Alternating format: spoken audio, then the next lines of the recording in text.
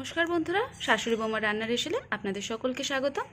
আজ আমরা নিয়ে এসেছি চিচিঙ্গা। যা গরম পড়েছে, এতে রিচ কিছু খাওয়া শরীরের পক্ষে খুবই ক্ষতিকারক।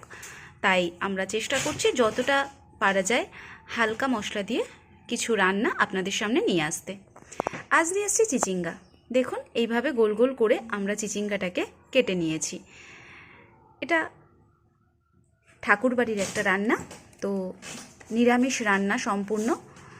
আপনারা রেসিপিটা বাড়িতে ট্রাই করবেন, আর কেমন লাগলো আমাদেরকে অবশ্যই কমেন্ট করে জানাবেন। চলুন দেখে নেওয়া যাক এবার আমরা কিভাবে রান্নাটা করছি। কড়াইতে আমরা দিয়ে দিয়েছি সর্ষের তেল। এবার আমরা এখানে ফোড়নে দিচ্ছি শুকনো লঙ্কা। এবার আমরা শুকনো লঙ্কাটা ফোড়নে দেওয়ার পরে দিয়ে দিচ্ছি 5 ফোড়ন।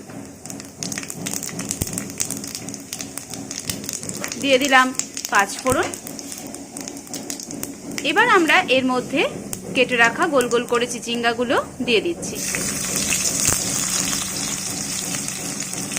খুবই স্বাস্থ্যকর একটা রেসিপি, আপনারা বাড়িতে অবশ্যই ট্রাই করবেন, আর কেমন লাগলো আমাদেরকে জানাবেন।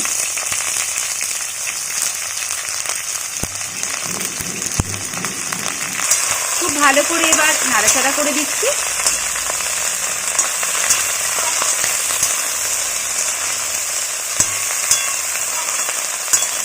বেশ কিছুক্ষণ আমরা তেলে এটাকে সাঁতলে নিচ্ছি।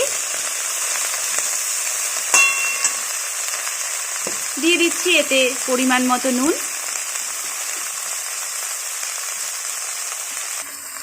দিয়ে দিলাম পরিমাণ মতো নুন।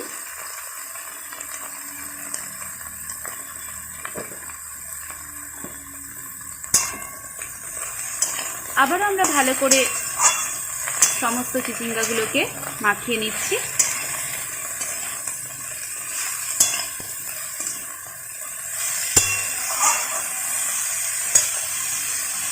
দিয়ে দিচ্ছি আমরা কাঁচা লঙ্কা। যে যেরকম ঝাল খান সেই মতো করে কাঁচা লঙ্কা দেবেন।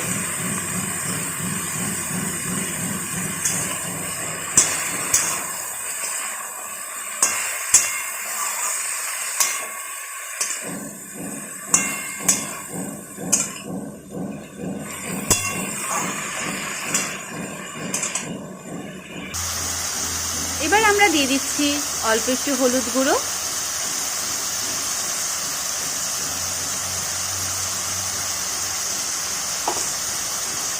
দিয়ে আমরা ভালো করে আবারও নাড়াচাড়া করে নিচ্ছি।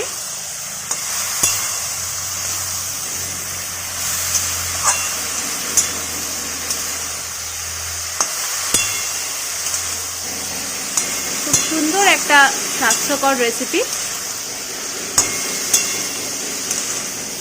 এই গরমে যত তেল মশলা কম খাওয়া যায় ততই ভালো। শরীর সুস্থ রাখতে গেলে আমাদের প্রয়োজন এরকম হালকা কিছু রান্না।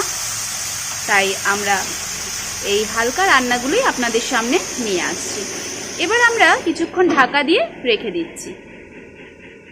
এবার আমরা ঢাকনাটা খুলে আরও বেশ কিছুক্ষণ নাড়াচাড়া করে নিচ্ছি।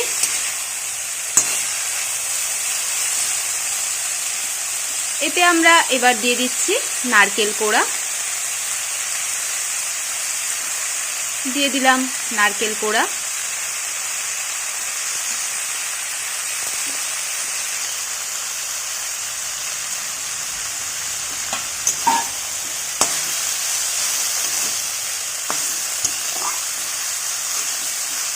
ভালো করে আমরা আবারও মিশিয়ে নিচ্ছি সবকিছু।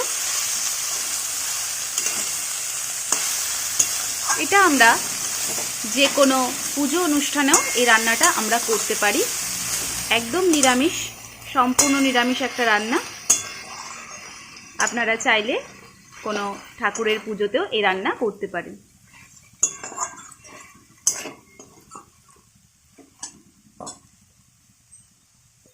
দিয়ে দিচ্ছি এবার আমরা একটু চিনি।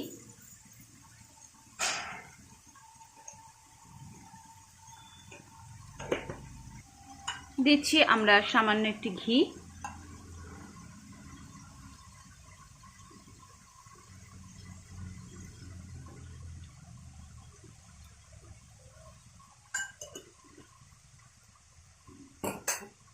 আবারও আমরা ভালো করে নাড়াচাড়া করে নিচ্ছি।